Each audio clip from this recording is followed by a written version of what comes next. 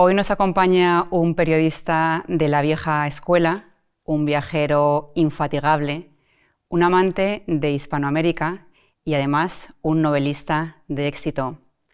Antonio Pérez Henares, o más bien Chani, bienvenido al debate.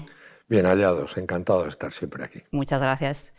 Usted ha ejercido el periodismo desde los 18 años. 17. 17, cuando comenzó en la redacción de Pueblo. Ha pasado por numerosos periódicos, pero últimamente está más volcado en la faceta literaria, de escritor, de novela histórica. ¿De alguna manera es un refugio refugiarse en el pasado porque la España de hoy, de estos últimos años, le genera cierto desasosiego? Bastante más que desasosiego, pero no es que me haya retirado de periodismo, creo que cumplí una etapa. No, yo he escrito desde niño, he escrito literatura antes que ser periodista incluso. Fue una vocación.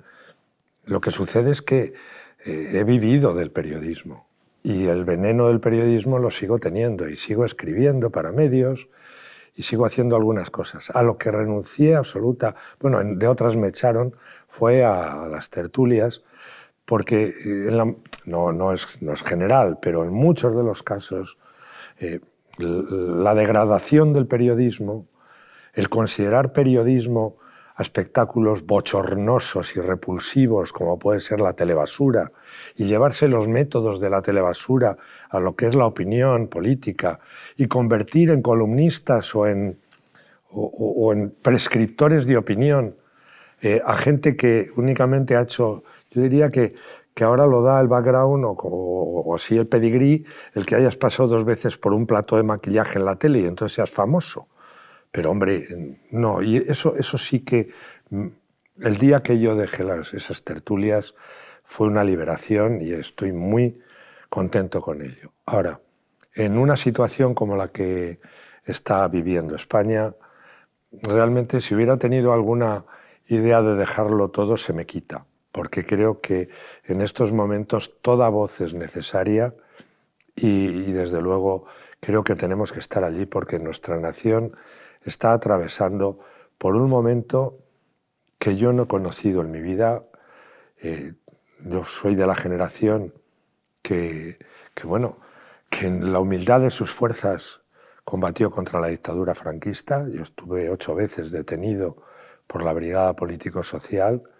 Fui desde muy joven miembro del Partido Comunista de España, que entonces se llamaba así, hacía honor a su nombre, donde había gente a la que yo tendré estima de por vida, honorables, importantes, patriotas, en el mejor sentido de la palabra, y que nada tienen que ver, ni aquello tiene que ver con esto que ahora quieren llamar izquierda y progresismo, cuando lo que es liberticidio, desguace de la soberanía nacional, voladura de la Constitución y mentira sobre mentira, hasta que llega un momento que te das cuenta que la mentira se ha transformado en la verdad publicada y cada vez más inducida en la población, y que es tan inaudito que salga una ministra llamando golpistas a los que intentan parar el verdadero golpe de Estado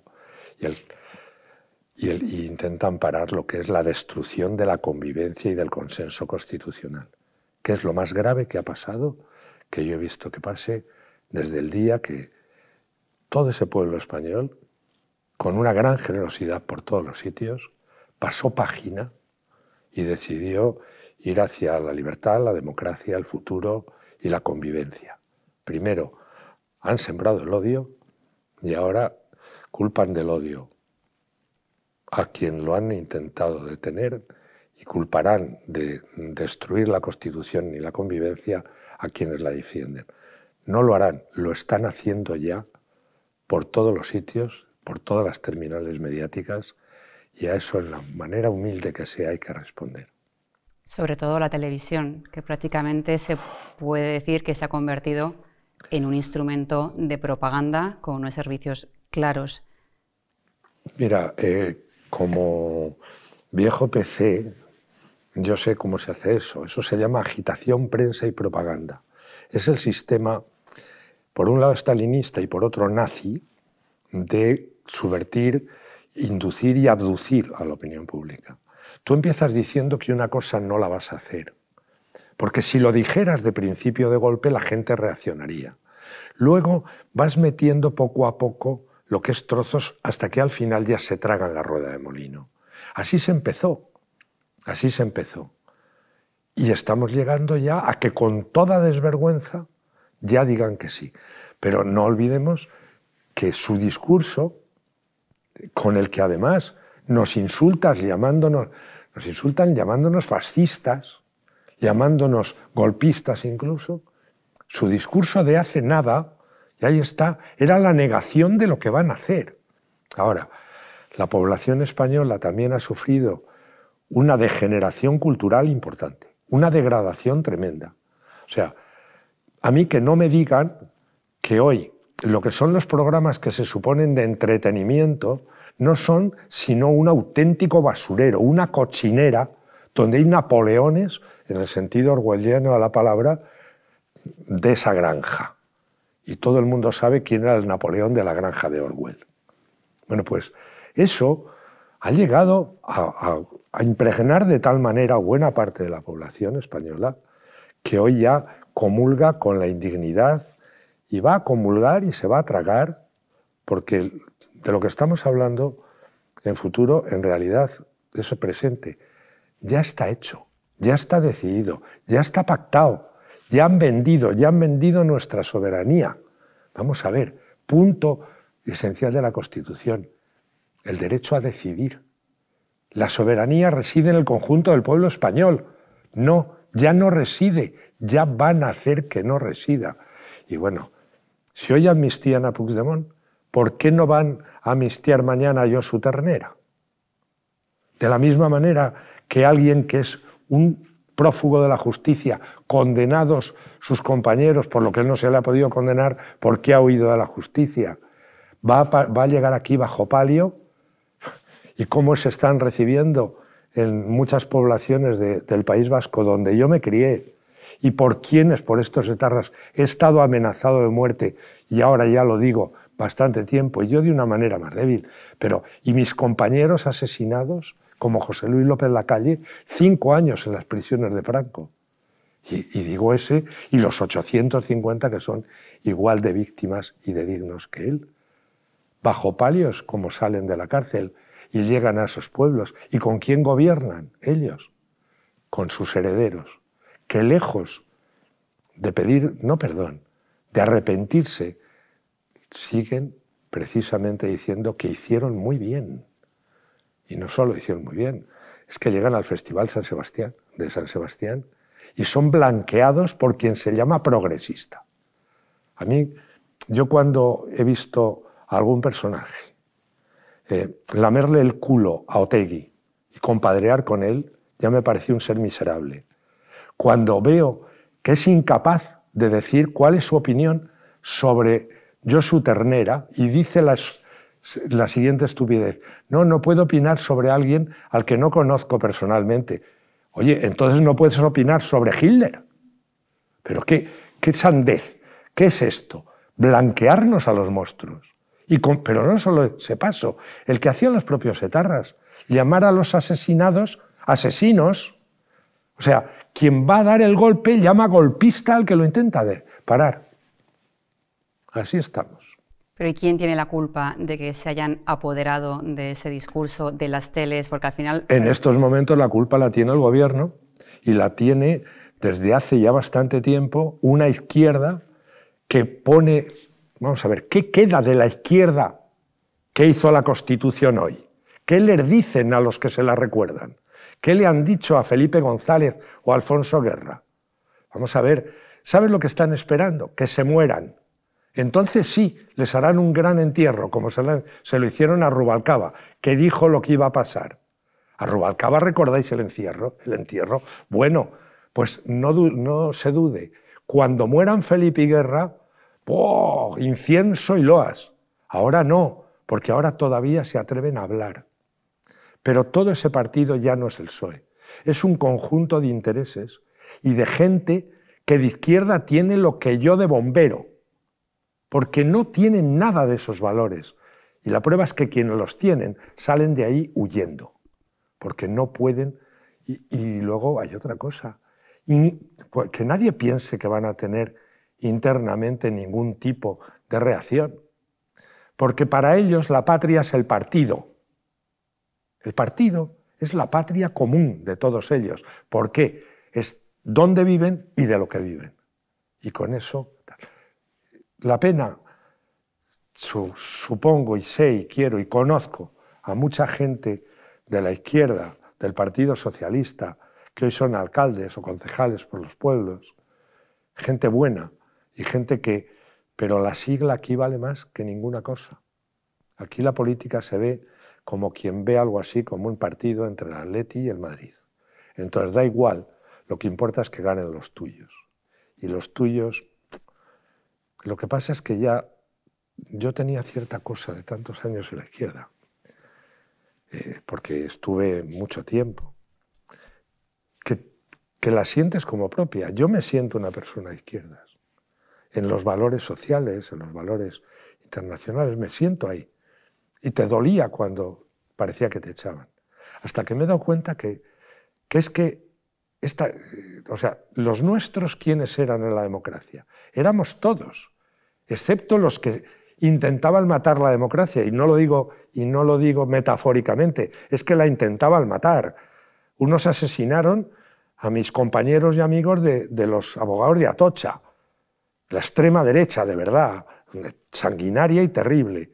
Y otros, en aquel mismo tiempo, secuestraron y asesinaron, que fueron los del Grapo, que tanto enaltecía el señor Iglesias, Pablito, y otros, los de ETA. Intentaron asesinar la democracia. Pues los que no, los que estábamos en intentar llevarla adelante, todos éramos los nuestros. Hoy, perdona, esta gente no es de los nuestros. Hay una gente que se ha ido al otro lado y por mucho que griten, pero lo que temo es que acaben convenciendo, a través de la mentira, goebbelsiana y de Beria, a la gente. Pero no, ellos están rompiendo los principios esenciales de la democracia española. Nuestros derechos, violando nuestros derechos y nuestras libertades. Desde lo más grande, desde nuestro propio derecho a decidir sobre el conjunto de España, hasta elementos menores, pero no tan menores, que ya hablar como estoy hablando yo puede ser un delito mañana. Y no te digo si entra en elementos de delirio como leyes tan absurdas que Europa está ya reaccionando a toda leche, como la de soy mujer o hombre, así porque de pronto me da o me conviene. Dice, cuando me meten a la cárcel por violación, digo que no, que soy una mujer y me meten a una de mujeres. Está pasando. Hasta esas atrocidades, y eso se considera progresista y de izquierdas. Al cuerno, hombre, a otro perro con ese hueso. Yo he sido de izquierdas toda la vida en los sentidos de justicia social, de reparto, de igualdad de oportunidades. Esto no es de izquierdas, esto es otra cosa y me callo de lo que pienso de lo que es. Hemos visto también otros casos de personas que viran de la izquierda a la derecha. ¿Es un viaje ideológico más fácil que al revés? ¿Suele ser siempre de izquierda a derecha? No lo sé. No, hay un poco de todo. Yo es que he tenido en esto siempre una cosa fatal. No sé por qué siempre acabo estando con los que van perdiendo. Es algo que me ha pasado siempre. Pero quizás porque permanezca en eso de no aceptar la injusticia como principio o de tener una cierta sensación de apoyar al débil, porque es que ahora, en estos momentos, los acosados, los perseguidos y los débiles no son los que viven de los pesebres de la izquierda, del separatismo o de los bilduetarras. No, los que están sufriendo ahora es otra gente. Aunque algunos, ya se sabe, vivan las caetas. Y lo mismo que lo decían de Fernando VII, el vivan las caenas, lo están diciendo ahora de quien va.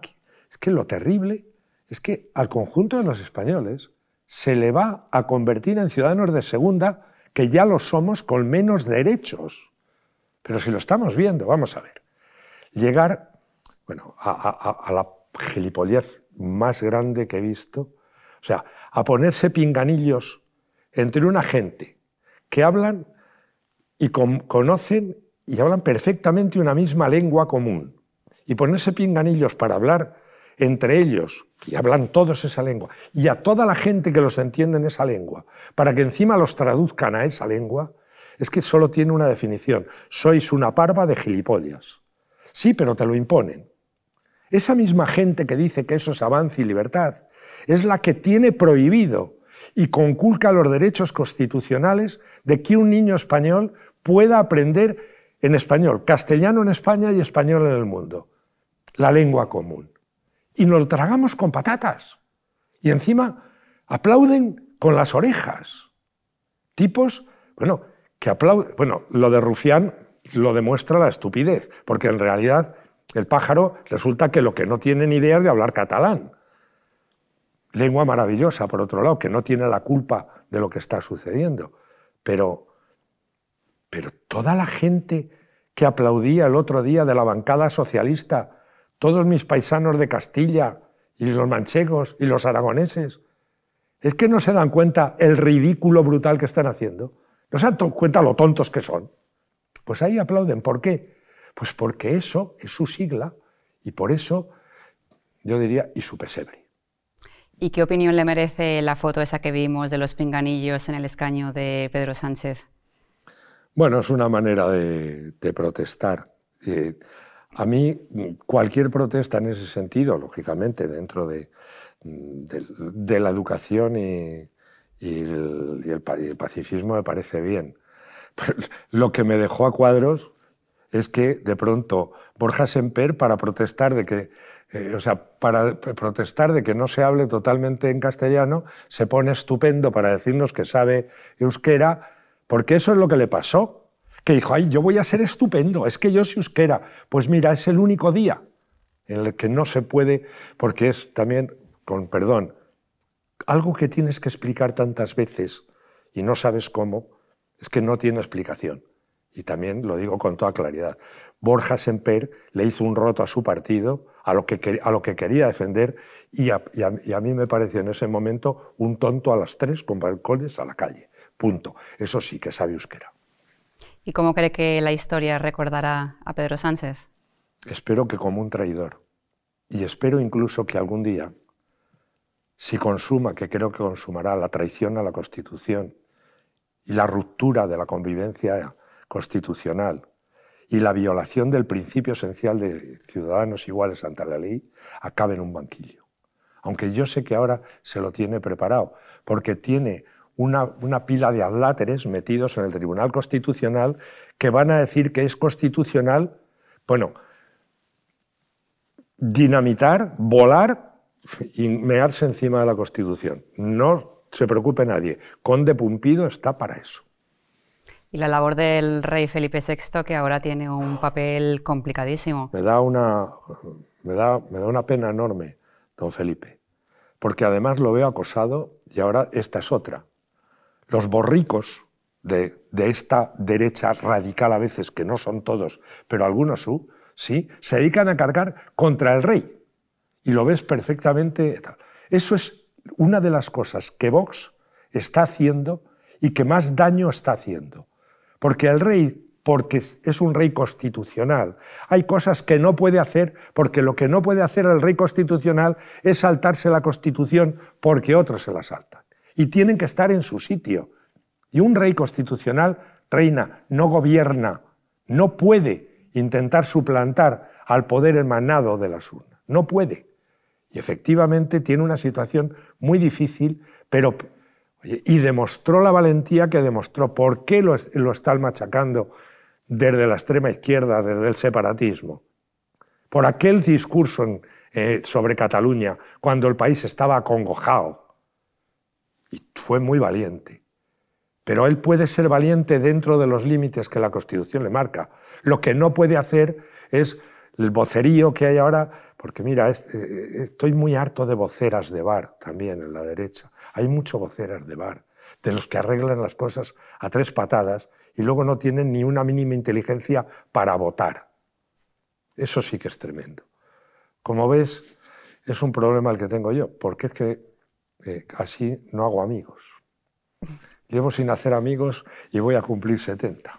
No, pero yo creo que llegado a un punto ya uno dice la verdad, lo que le parece, ¿no? Tengo el piso pagado. Eso es lo que tengo entendido, que ya no le hace falta ir a la tertulia para pagar la letra. No, porque siempre, además, yo siempre soy hijo de unos labradores pobres de un pueblo pequeño que se llama Bujalaro, que emigraron al País Vasco.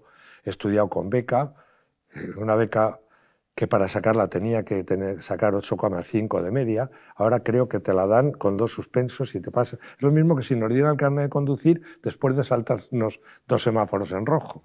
Bueno, pues estudié en los jesuitas, estoy agradecido porque fueron unos grandes educadores, y luego he estudiado público en el Instituto de Guadalajara, en la universidad, he trabajado desde que tenía 14 años, vi el otro día lo que era mi vida laboral y he cotizado, y eso que hubo un medio de comunicación, precisamente el de los sindicatos, que no cotizó por 5 años, me dio luego una indemnización cuando me marché a la mili, tenía cotizados más de 54 años, porque había cosas que iban dobles. O sea, que si hubieran cotizado ellos, entonces he pagado en impuestos, pero nunca he sido hombre de gustos suntuarios ni de lujos, tal. Soy un hombre muy sencillo.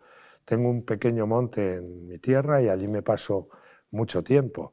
Y como soy cazador, otra de las cosas absolutamente contraindicadas. No sé si saben que desde el Homo habilis para acá no hubiéramos sido cazadores, estaríamos en los árboles. Y mira, no tendríamos ni constitución ni quien la rompiera. O sea que no, eso me preocupa muy poco. Y en su vocación literaria hay una figura muy importante que es la de su abuelo Valentín. Sí, pues tan importante que yo creo que ahí está el principio de mi vocación. Mi abuelo no me contaba, primero no teníamos de estas cosas que tienen ahora los niños, mi abuelo me contaba cuentos y relatos y leyendas, y entre ellos, por ejemplo, un día, cuando yo ya era mayor, tenía unos 12 o 14 años, empecé a leer un romance, que es el romance de la loba parda, del siglo XIII, XII, de lo que era la Extremadura castellana, y de pronto lo empecé a recitar, estando yo en la michoza, limpiando la mi callada. Vi de venir 7 lobos por no, las cabrillas altas iban y la luna rebajada.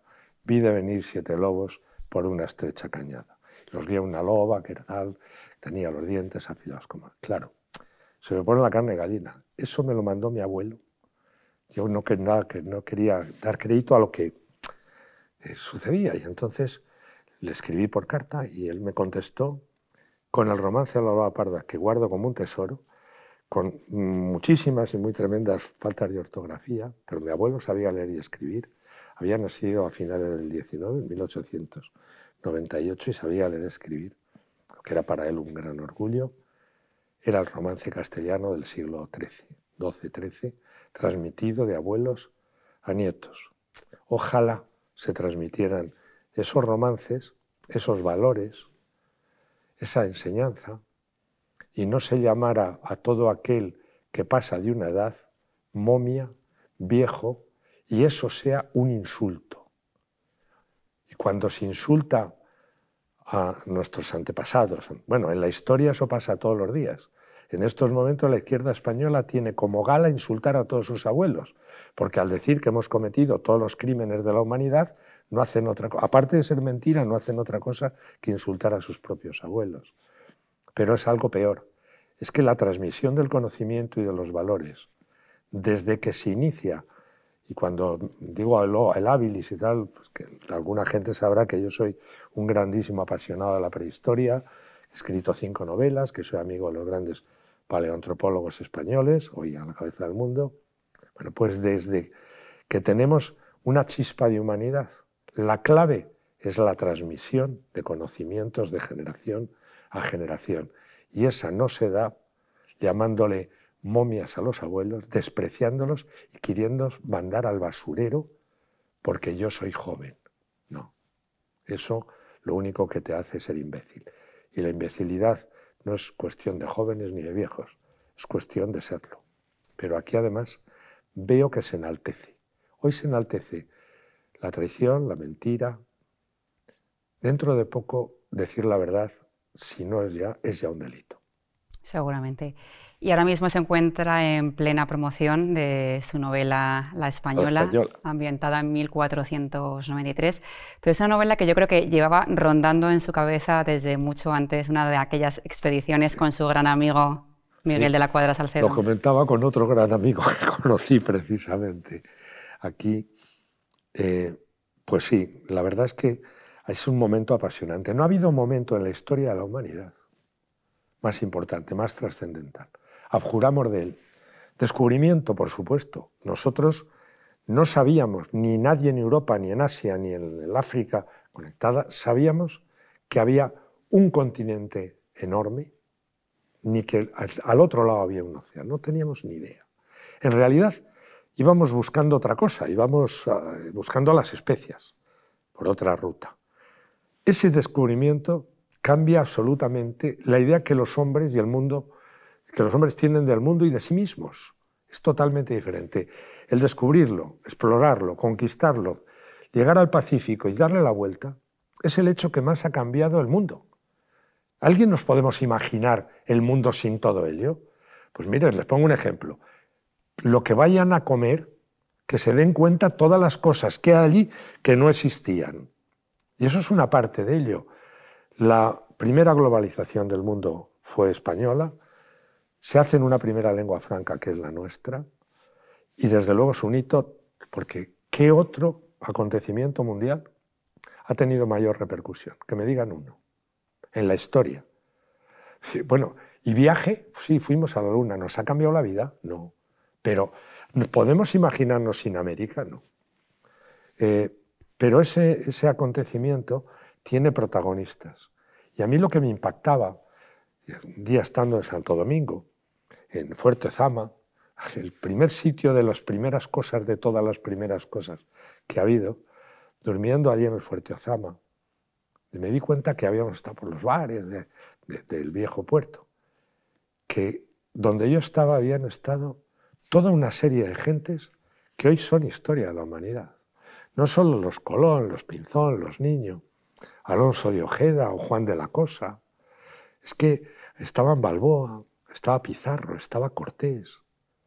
Es que estaban todos allí, compartiendo, pues como buenos españoles que somos, pues seguramente si hubiera llegado una pipa de vino nuevo en el último barco, pues les estarían echando unos tragos y diciendo que quería ser uno y el otro, alguna baladronada, y cuando lo habían pasado peor en la vida, que es una escena de la novela.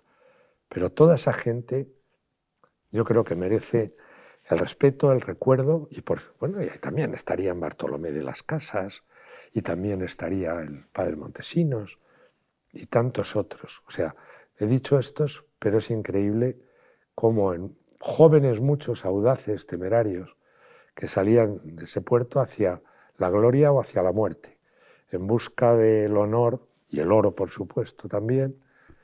Algunos, gente de alma hermosa y de valentía.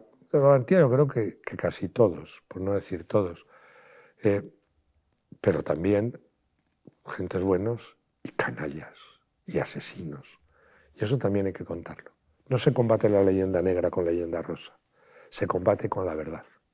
Porque la verdad nos salva, porque la verdad dice que América es hoy América y que la población que hay de Río Grande, que es donde llegó por encima incluso el Imperio Hispano, está llena de indios y de indígenas, desde el 90 y tantos % en algunos sitios.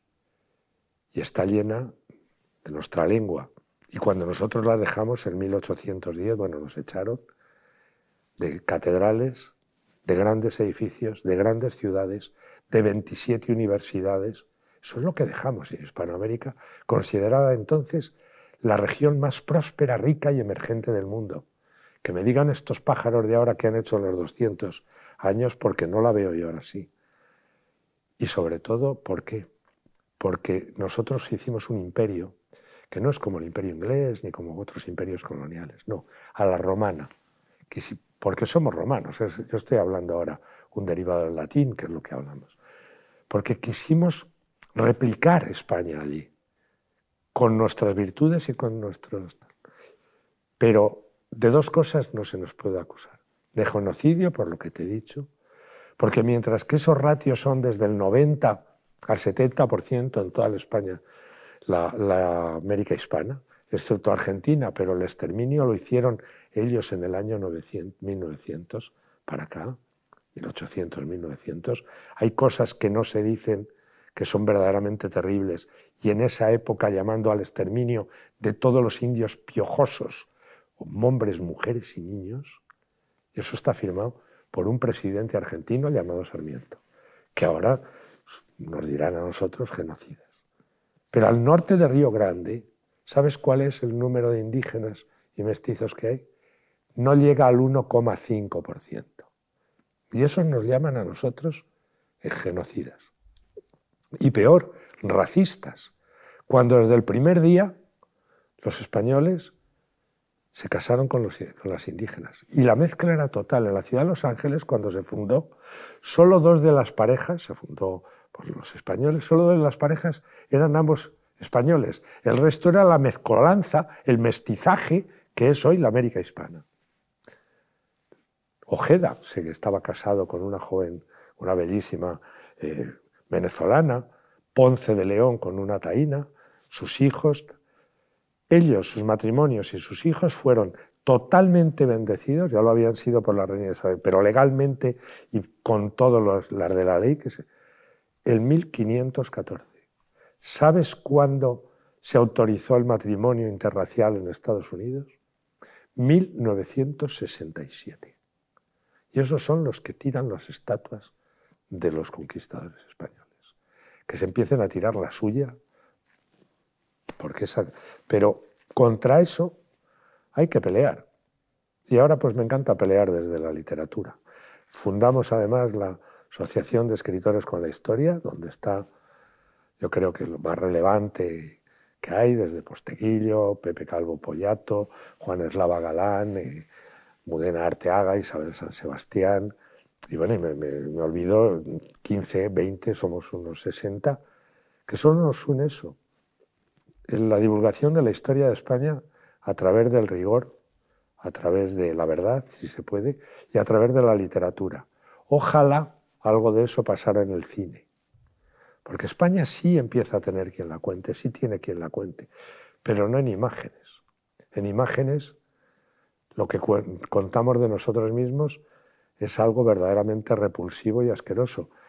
Yo siempre que me dicen esto de Puy de Fou, digo, no, hay que ir maravillosamente bien, y suelo decir, menos mal que lo han hecho franceses, porque si lo hubiéramos hecho nosotros, nos hubiéramos puesto a parir, y solo hay que ver, yo quiero que alguien haga una película de alguno de estos personajes, que no sea Gary Cooper, que era buenísimo en todo, pero que no sea el malo, el asesino, y ni Sevilla sea una pocilga, cuando han hecho las grandes epopeyas, y Sevilla era entonces la ciudad más, ¿cómo te diría?, más impactante que había en la humanidad, la gran ciudad de donde salían todos los sueños y donde llegaban todos los barcos. Pues muchísimas gracias, Chani, ha sido un verdadero placer. El mío. Muchísimas gracias. A vosotros.